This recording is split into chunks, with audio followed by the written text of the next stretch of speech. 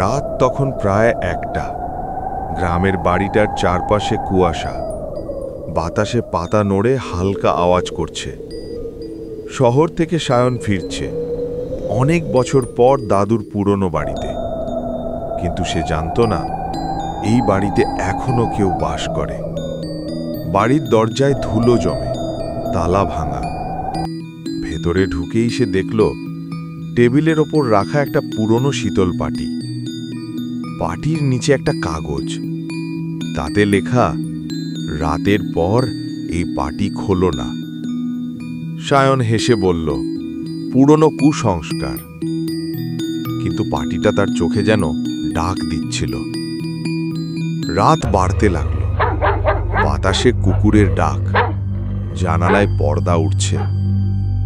হঠাৎ কোথা থেকে এক ফিসফিস আওয়াজ, খুলে দাও।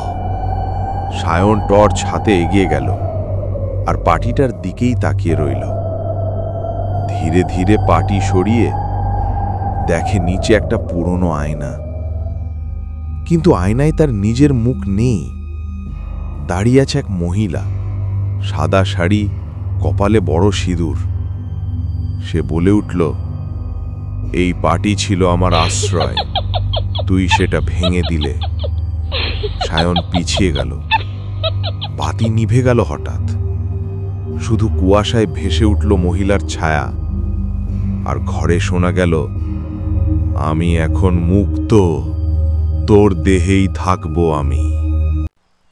পরদিন সকালে গ্রামের এক বৃদ্ধা জানালো, ওই পাটি ছিল তোমার দিদিমার।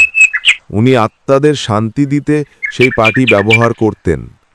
পাটি না ভাঙলে কেউ ফেরে না, কিন্তু তুই সেটা খুলে ফেলেছিস।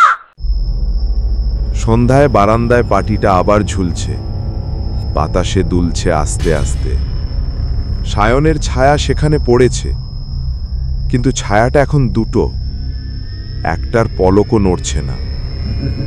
হঠাৎ সেই একই আওয়াজ, খুলে দাও। আলো নিভে গেল। ঘরে শুধু পাটিটার নিচে দেখা গেল আর একটা ছায়া বেশি। কেউ জানে না এরপর কি হলো, শুধু এতটুকুই জানা গেছে, আজও রাতে সেই বাড়ির জানালায় এক পাটি হাওয়ায় দুলে ওঠে, আর কেউ যেন ফিস ফিস করে বলে, খুলে দাও।